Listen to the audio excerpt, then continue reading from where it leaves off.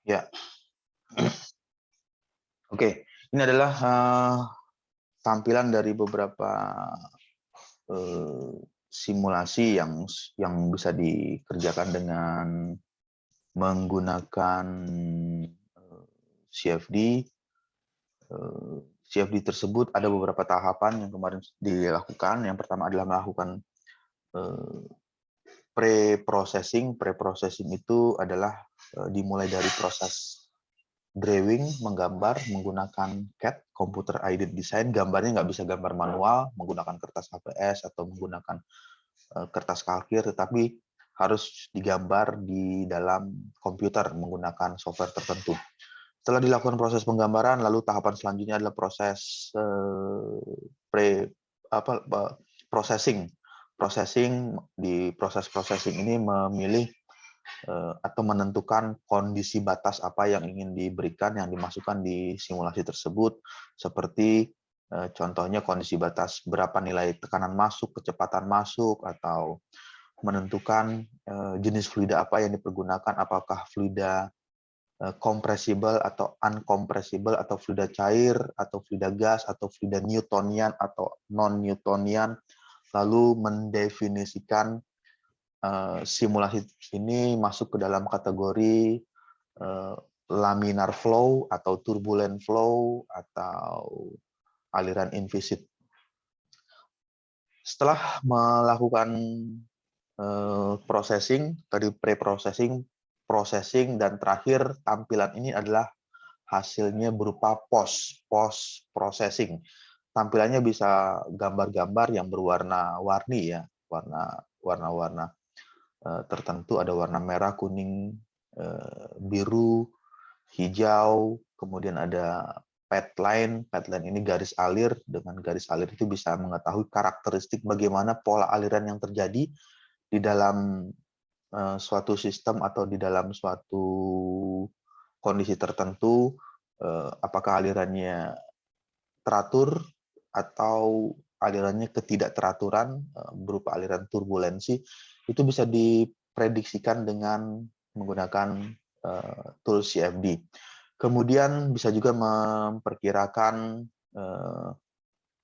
berapa besar nilai turbulensi yang keluar, turbulensi yang terbentuk, atau berapa bilangan Reynolds yang dihasilkan. Banyak hal yang bisa ditampilkan di CFD, bisa juga menampilkan dalam bentuk partikel track, jadi berupa track atau gerakan dari partikel tersebut ketika dia mengalir di dalam suatu sistem atau bergerak di dalam suatu sistem. Ya, ini adalah ilustrasi seperti ini menjelaskan untuk tampilan ini ya. Di gambar ini menampilkan mengenai padline. Kalau pernah mendengar kata pad atau streamline atau garis alir, ini adalah garis alir yang terbentuk, garis alir yang terbentuk. Kenapa garis alir ini perlu ditampilkan atau perlu dikeluarkan di post processing CFD? Karena garis alir ini bisa memberikan informasi, bisa memberikan analisis tertentu apakah desain atau model yang dibuat tersebut sudah sesuai atau belum. Dalam arti sesuainya itu apakah sudah memiliki kondisi yang aerodinamis dengan nilai gaya hambat yang kurang atau gaya drag ya, koefisien drag atau koefisien hambat atau koefisien geseknya yang lebih kecil. Itu bisa diprediksikan dengan melihat pola aliran yang terjadi. Dari pola aliran yang terjadi nanti bisa mengetahui bagaimana kestabilan dari kendaraan tersebut atau keseimbangan dari objek tersebut ketika dia melaju pada kecepatan yang cukup tinggi. Nah, lalu bagaimana merepresentasikan dari atau melakukan analisis dari garis alir tersebut? Lihat saja di bagian belakang, di sini terlihat ya garisnya secara, kalau ini di zoom, Nah, di sini akan terlihat garis alir berupa garis, lalu garis ini masih lurus, lalu di bagian selanjutnya ada garis yang ke bawah, turun, dan terjadi vorticity atau pusaran di bagian belakang. Nah, pusaran inilah yang atau vortex ya, vortex atau vorticity yang terjadi di bagian belakang ini mempengaruhi kestabilan atau keseimbangan dari kendaraan ketika kendaraan tersebut dipacu dengan kondisi kecepatan yang cukup tinggi. Karena vorticity memberikan gaya tekan di bagian back belakang back belakang dari kendaraan tersebut, sehingga memberikan gaya seperti seolah-olah ingin mengangkat bagian punggung atau belakang dari kendaraan tersebut. Apa yang terjadi ya kalau misalnya ya bisa dibayangkan kalau bagian belakang kendaraan diangkat ya berpengaruh terhadap friction atau koefisien gesek di bagian bawah mobil tersebut. Jadi yang depannya ada koefisien gesek, yang di belakang seperti melayang atau seperti terangkat. Nah, inilah yang menyebabkan ketidakstabilan pada saat mobil tersebut melaju dengan kecepatan yang dengan kecepatan tinggi.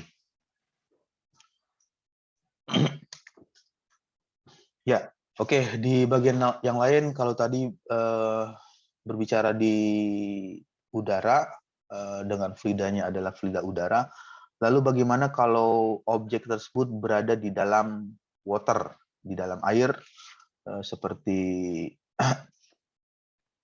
kapal selam, kapal yang berada di bagian ini melakukan masuk ke dalam saluran air ya, air water, air laut. Lalu dengan bentuk seperti ini atau dengan dimensi dan ukuran seperti ini, lalu di bagian belakangnya itu dipasang berupa sirip-sirip atau dipasang seperti ekor. Tujuannya adalah untuk melakukan atau mereduksi dari vorticity yang terbentuk, pusaran yang terbentuk di bagian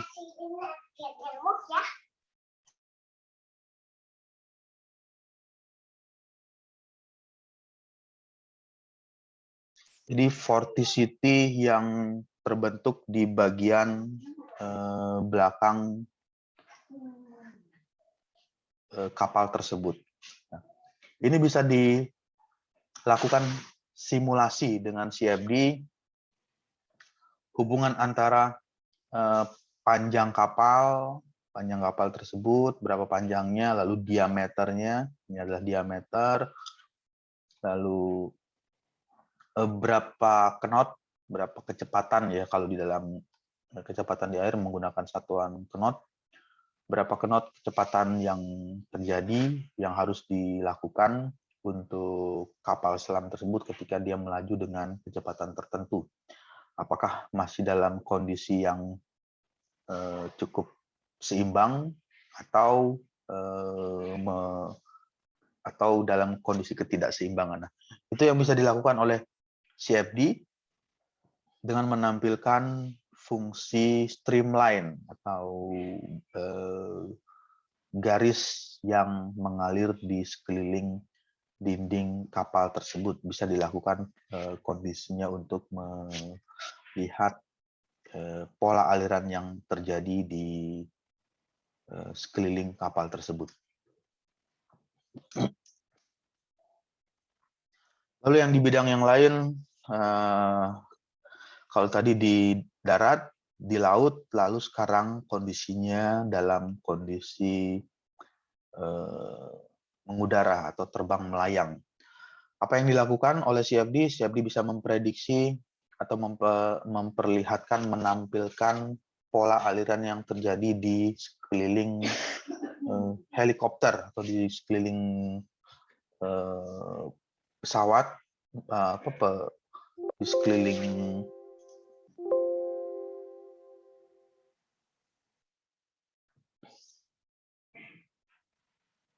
Ya, balik lagi ke bagian ini. Nah, di sekeliling helikopter tersebut bisa terlihat garis alir yang terbentuk. Banyak hal yang bisa dilakukan, ya seperti bagaimana melakukan modifikasi untuk baling-baling dari pesawat tersebut, atau melakukan modifikasi dari ukuran panjang helikopter atau lebar helikopter atau ketinggian helikopter itu bisa dilakukan dengan menggunakan CFD ini. CFD tujuannya adalah membantu memprediksi atau memperkirakan dengan cepat, ya, maksudnya bisa dilakukan dengan lebih cepat jika dibandingkan misalkan membuat prototipe langsung, membuat helikopter langsung. Nah, tetapi ada beberapa hal yang perlu dipahami di bagian simulasi atau CFD ini, karena CFD ini menggunakan basisnya itu adalah basis komputasi, basis komputer. Ada hal yang tidak bisa dihindari atau ada hal yang tidak bisa dilewati oleh CFD adalah faktor round of error, faktor pembulatan ketika dia melakukan proses penghitungan.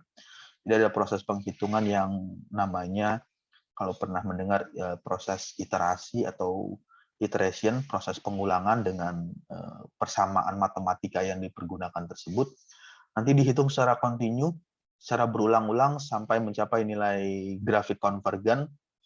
Nah, karena ada faktor round of error, faktor pembulatan, software hanya bisa mendisplay menghitung misalkan 2 angka atau 10 angka atau 10 digit, ya, 10 digit di belakang koma. Karena proses pembulatan inilah yang terjadi secara berulang nanti ketika dihitung proses iterasinya, dan hasil akhirnya menampilkan post processing menampilkan gambar-gambar, maka dari gambar-gambar tersebut ya berpengaruh terhadap hasilnya. Jadi singkat cerita, CFD software apapun itu, ya merek apapun yang digunakan, tools apa yang digunakan, itu hanya proses pendekatan. Jadi numerical atau simulasi itu adalah kondisi pendekatan. Jadi kalau dibayangkan, misalkan kalau dianalogikan, sepeda motor itu misalkan sepeda motor roda 2. Pendekatan dengan sepeda motor yang didekati itu misalnya berdiri di samping kiri, atau berdiri di samping kanan, atau berdiri di depan sepeda motor, atau berdiri di belakang. Itu proses pendekatan. Jadi tidak menempel atau sama persis 100% benar mendekati objek. Jadi hanya perkiraan, prediksi. Jadi sehingga numerical itu tidak bisa dikatakan pure 100% benar, ya, tepat 100%, hasilnya selalu benar 100%, tidak bisa dikatakan seperti itu karena ada faktor round of error, faktor pembulatan. Nah, yang bisa dikatakan tepat atau bisa dikatakan 100% adalah hasil analitik atau hasil analitik atau eksak, ya. Itu 100% benar, tetapi ada problem lagi yang muncul, permasalahan lagi yang muncul.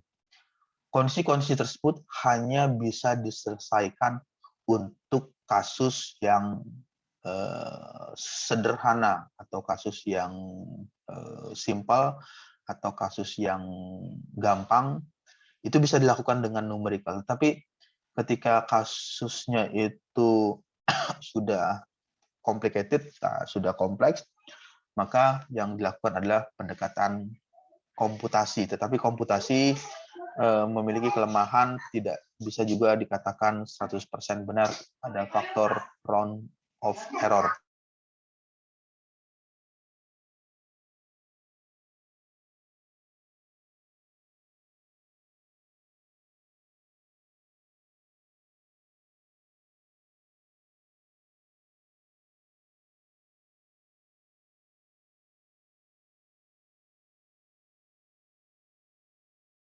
Ya, oke, sampai sini ada pertanyaan yang ingin ditanyakan?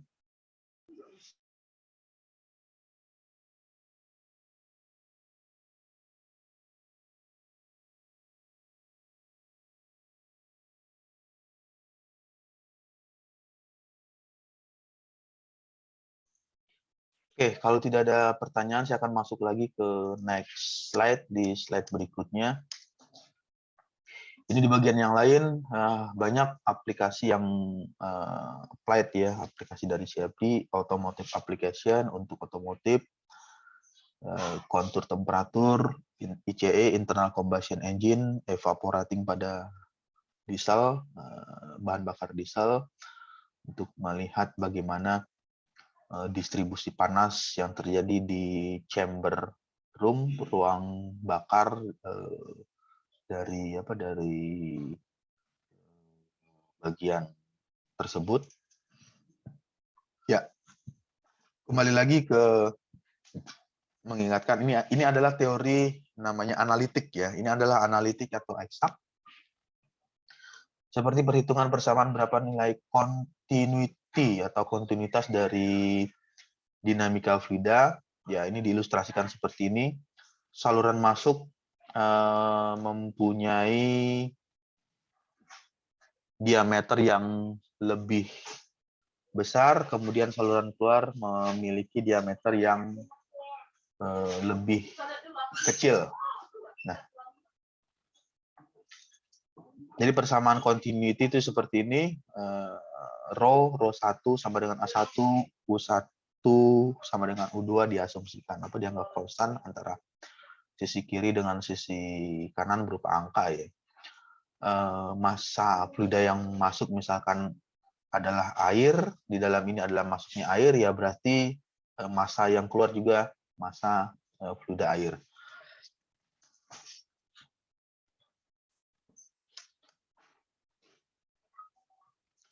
Ya, ini merupakan salah satu hasil simulasi ya dengan CFD sesuai dengan persamaan continuity, menjelaskan bahwa untuk zona yang memiliki penyempitan, di sini ada ruang yang rongga yang mengalami penyempitan, memberikan efek peningkatan velocity atau efek peningkatan kecepatan. Jadi kecepatannya mengalami peningkatan di bagian zona yang lebih sempit. Tapi kebalikannya, di bagian selanjutnya ada pressure ya. Ini adalah pressure, di sini ada velocity, ini adalah velocity. Velocity artinya kecepatan, pressure itu tekanan, tekanan menghasilkan nilai yang lebih kecil di bagian yang sempit, tetapi untuk tekanan di zona yang lebih besar, di sini ada luas penampangnya lebih besar, memberikan nilai tekanan yang besar di bagian saluran masuk tersebut. Ya, oke, ini merupakan ilustrasi dari analitik, teori secara hitungan analitik. Ya, misalkan diketahui pipa dengan diameter 12 cm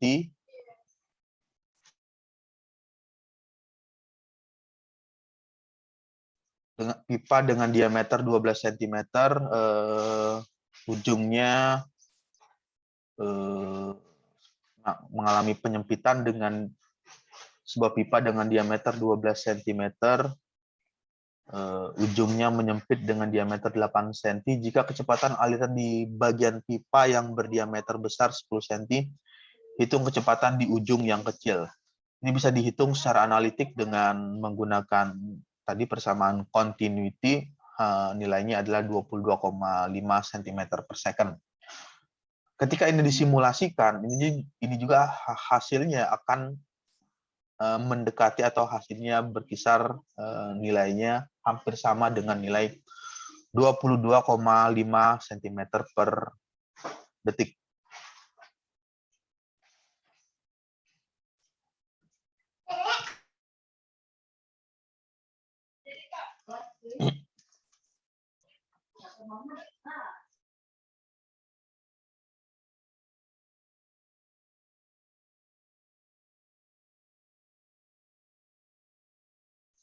Ya, oke, sampai sini ada pertanyaan.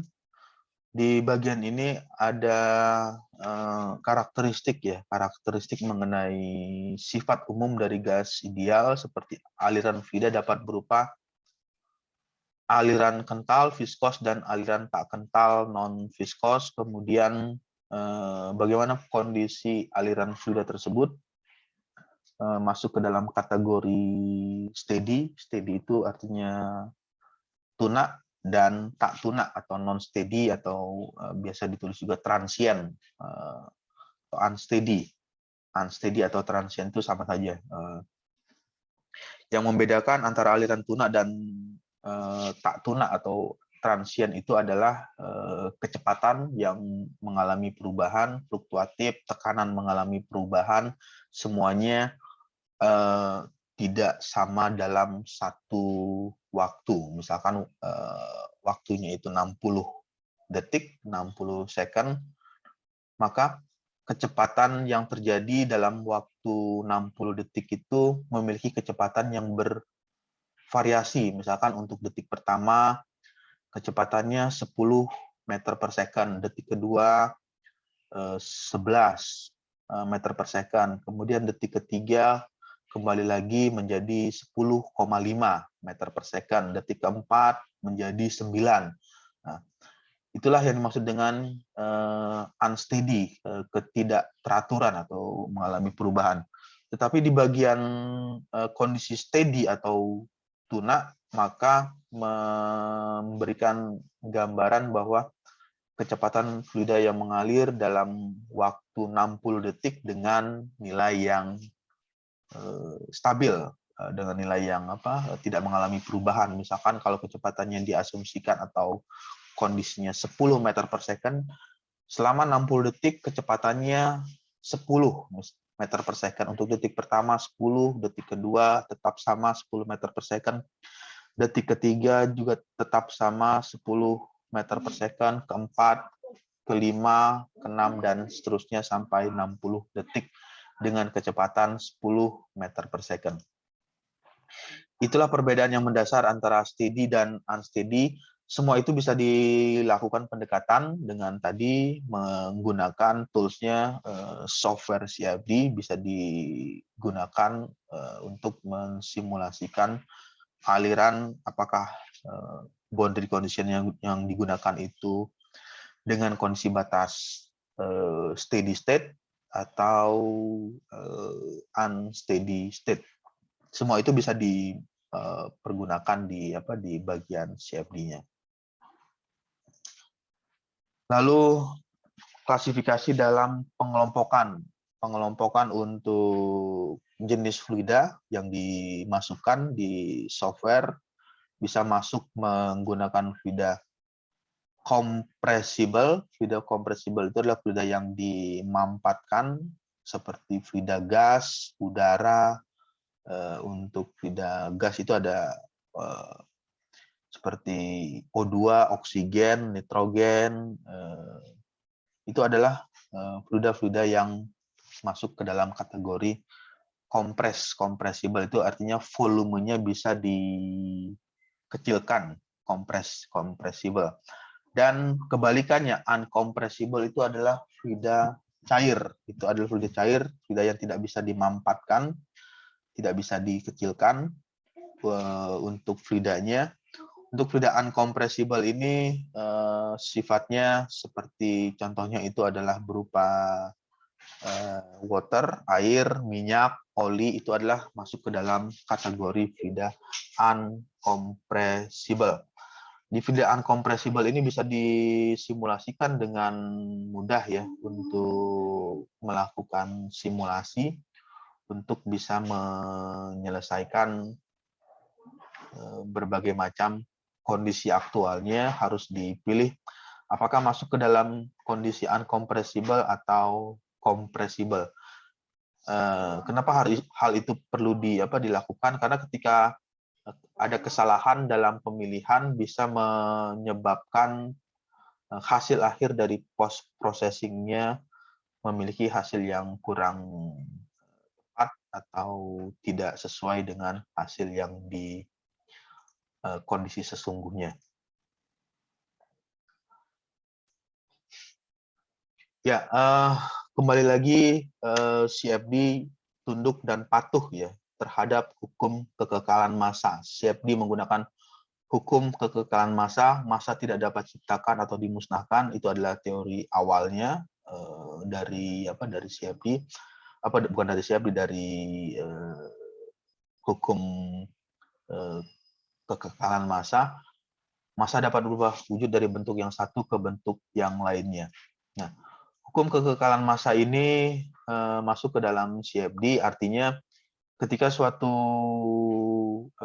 sistem yang di bagian sini ya, ilustrasinya seperti ini, kembali lagi ke persamaan kontinuitas, ketika fluida tersebut masuk dengan massa berjumlah katakanlah 100, maka yang harus keluar juga di dalam sistem berupa berbentuk pipa itu, maka fluidanya memiliki massa yang keluar berjumlah 100. Jadi masuk 100, keluarnya 100, karena massa fluida yang masuk itu tidak mengalami pengurangan atau penyusutan. Jadi diasumsikan dia memiliki kondisi yang kekal. Jadi artinya massa masuk sama dengan massa keluar. Artinya tidak ada fluida yang bukan fluida, maksudnya massa yang hilang atau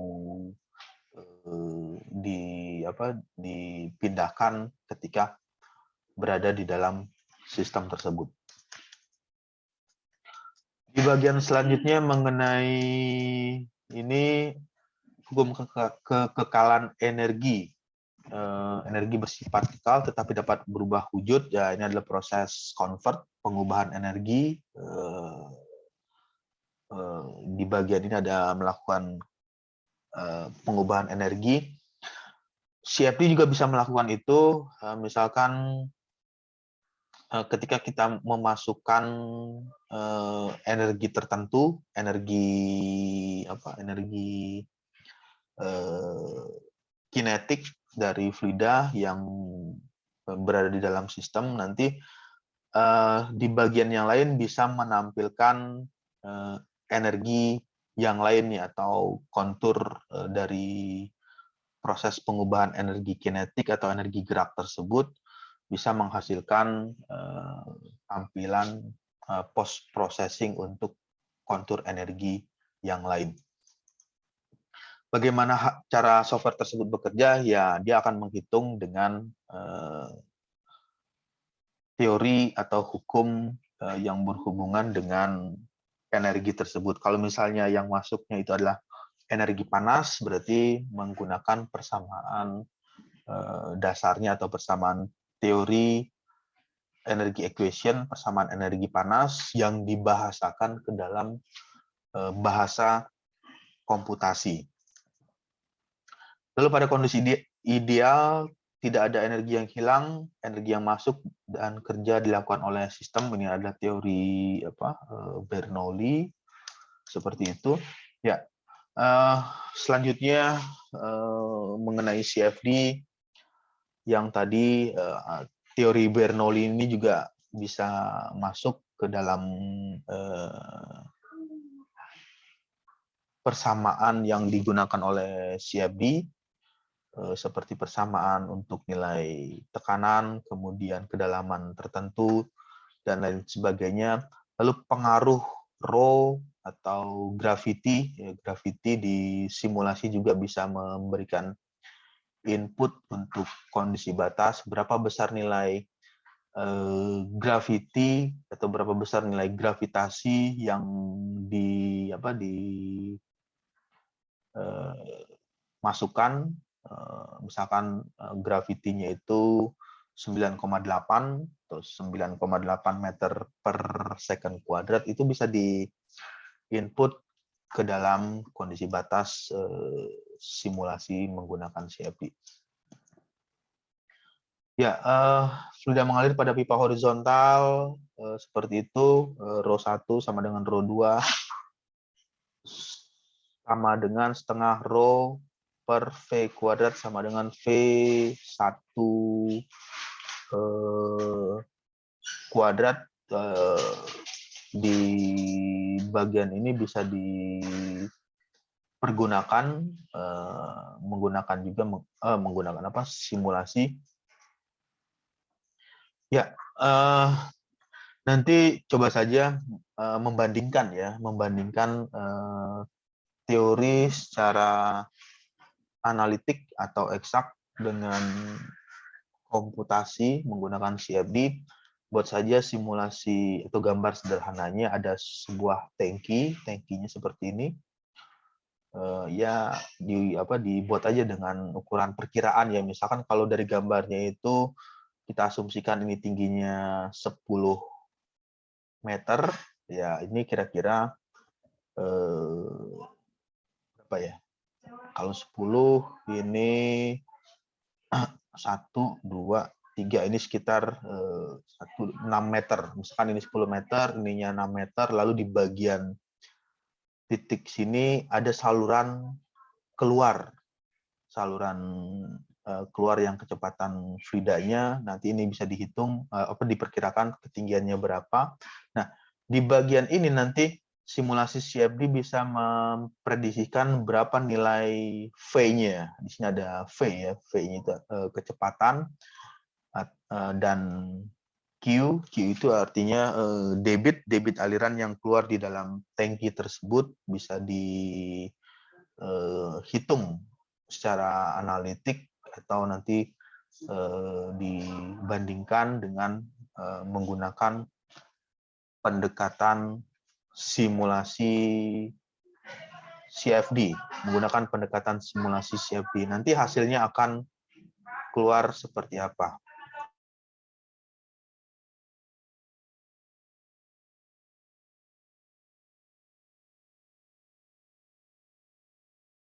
Ya, oke, baik.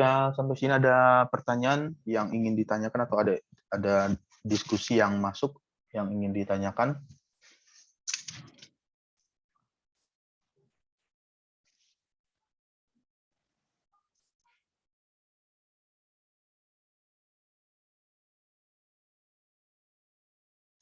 Ya, kalau tidak ada, saya akan masuk lagi ke slide PowerPoint-nya. Di bagian ini nanti akan keluar selanjutnya ya, ini adalah hitungan secara analitik. Ini adalah hitungan secara analitik atau secara hitungan eksak di atas kertas. Nanti bisa dilihat pendekatannya jika dihitung menggunakan CFD, simulasi. Jadi bisa terlihat kalau dari prediksinya CFD, prediksinya analitik atau eksak, diperoleh 4 meter per second. Nanti hasil dari simulasi nilainya adalah diperkirakan hampir mendekati nilai 4 meter per second untuk kecepatan fluida yang keluar dari pipa dari tangki tersebut. Nilainya diperkirakan mendekati nilai 4 meter per second. Itulah yang bisa sebagian contoh ya, contoh sederhananya yang bisa dilakukan oleh CFD. Ya, banyak sekali, hampir semua case, hampir semua kasus bisa disimulasikan dengan CFD selama kasus tersebut berhubungan dengan fluida, berhubungan dengan fluid, baik itu fluida cair maupun fluida gas ataupun fluida Newtonian dan non-Newtonian, itu bisa dilakukan dengan melakukan pendekatan CFD. Oke, baik, sampai sini sudah ada gambaran ya, mulai seperti apa CFD itu, ya banyak hal yang bisa dilakukan. Ya, di bagian ini ada diskusi atau ada pertanyaan ingin masuk, bisa dituliskan di kolom chat atau mengaktifkan mic-nya. Untuk pertanyaan bisa bebas saja yang mau ditanyakan selama itu masih berhubungan ya dengan tema mata kuliahnya, dengan perkuliahan aplikasi CFD. Boleh apa saja yang ingin ditanyakan, bisa mengaktifkan mic atau menuliskan pertanyaan di kolom chat.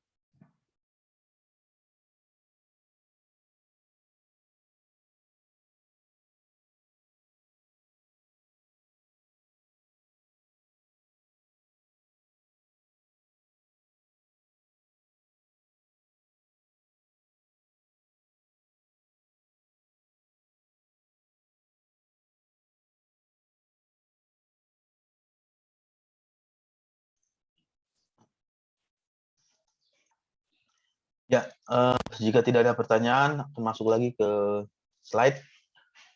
Ini persamaan Bernoulli. Ini adalah persamaan base ya, persamaan dasar dari fluid mekanik yang dibahasakan ke dalam bahasa coding, bahasa pemrograman di software. Awalnya teori-teori tersebut berawal dari teori-teori yang ada di mekanika fluida. Kemudian dibahasakan ke dalam bahasa komputer. Persamaan Bernoulli, energi tekanan, energi potensial, energi kinetik, ini ada persamaannya, ada persamaan yang digunakan, energi potensial, energi kinetik, rugi-rugi yang diakibatkan oleh friction, faktor gesekan, itu juga bisa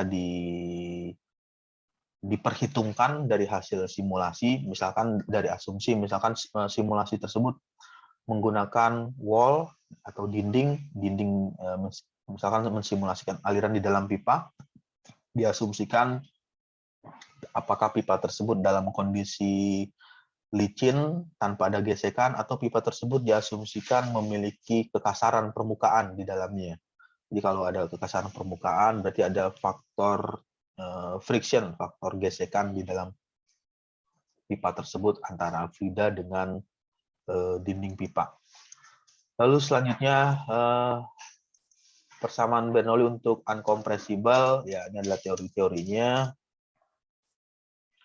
Di teori-teori ini ada persamaan teori untuk teori dari Bernoulli yang dibahasakan ke dalam bahasa komputasi. Ya,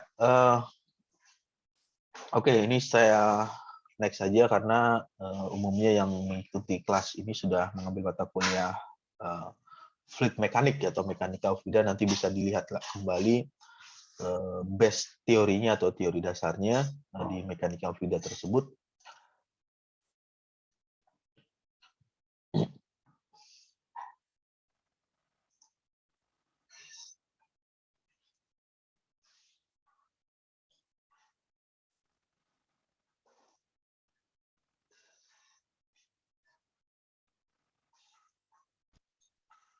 In this lecture we will learn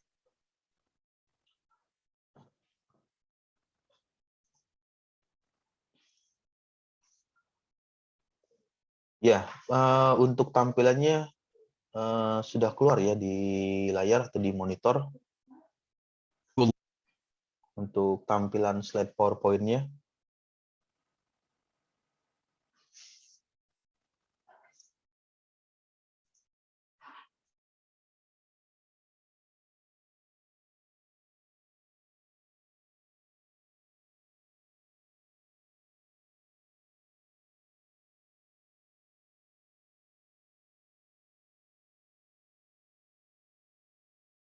In this lecture we will learn how to solve the complex Navier-Stokes equations within power bound of your PC. As we discussed in first lecture, exact solution of NS equations is too much of accuracy. It captures every minute details of turbulent flow. But an engineer is not interested in such a solution. What he needs is an average solution like this. This is in fact average solution of actual solution, where averaging operation is defined like this. So any variable in a turbulent flow can be represented as sum of mean value plus fluctuating value. To get this averaged values, instead of solving actual NS equations, we can solve something called averaged NS equations. Navier-Stokes equations generated after averaging operation is known as Reynolds average Navier-Stokes equation. The averaged equations are represented here in index notation form. Here F represents external force acting on fluid. But RANS is not purely in terms of mean values, it will have an extra fluctuating component like this, known as Reynolds stress. There are various turbulent models available, in order to represent Reynolds stress in terms of mean quantities. RANS is not so difficult to solve numerically. Current CFD packages use following numerical methods: FEM, FDM, and FVM. Some commercial packages using these methods are listed here. It is clear that FVM is the most common method of all. So in this lecture we will concentrate only on FVM. So, let's go across it. The fundamental flow equations are derived in FVM, using integral approach. Here instead of considering a differential volume we will consider a finite volume of arbitrary shape. And we will say that, when flow passes through it, rate of increase of quantity inside the volume will be same as flux in minus flux out plus generation of quantity. You can apply this to any quantity. Quantity can be either mass or momentum component. Such a concept will lead to conservative equations in integral form. It will have general form like this, where U represents quantity. So I can apply this general form to mass, so U will be density into velocity. It will lead to conservation of mass equation. Similarly, I can apply it for three components of momentum. We will get three more equations, which are a conservation of momentum equations. So again we have four equations in total. This time in integral form. Now the challenge is to solve these equations throughout the control volume numerically. Here there are surface and volume integrals. We will execute numerical integration of these on small non-overlapping cell volumes of arbitrary shape. Such a cell is as shown here. In FVM, volume integrals are approximated as volume of cell multiplied by average value of quantity at centroid of cell. Similarly, surface integrals are approximated as midpoint averaged values. So for this cell we have to do same operation on all four surfaces. Now we can apply same operation throughout the cells, which will generate series of equations in terms of averaged values. We can solve them together with help of some boundary condition. An appropriate mathematical solver will do this task for you. Usually CFD solvers use iterative method to get the solution. The steps we have explained so far are summarized here in step-by-step manner.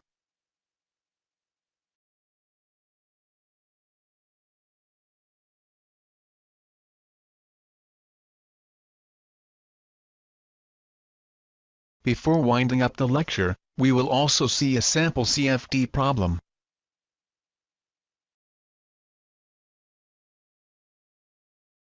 Hope you got a good introduction to world of CFD. Thank you. Ya, oke.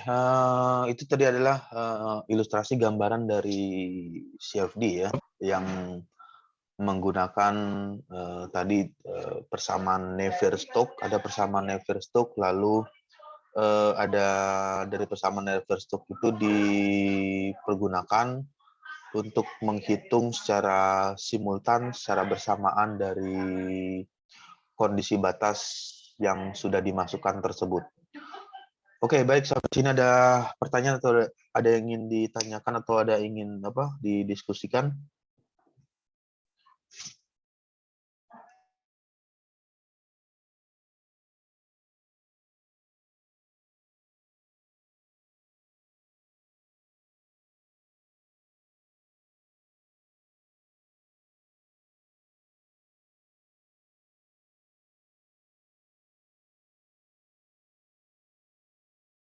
Oke, ya, kalau tidak ada pertanyaan, saya rasa cukup untuk mata kuliah aplikasi CFD. Saya ucapkan selamat sore ya, karena tidak ada pertanyaan. Selamat sore.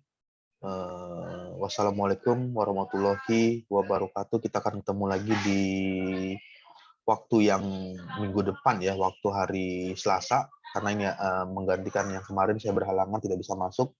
Kita ketemu lagi di mata kuliah aplikasi CFD di minggu depan untuk jam yang sama. Ya, selamat sore. Wassalamualaikum warahmatullahi wabarakatuh.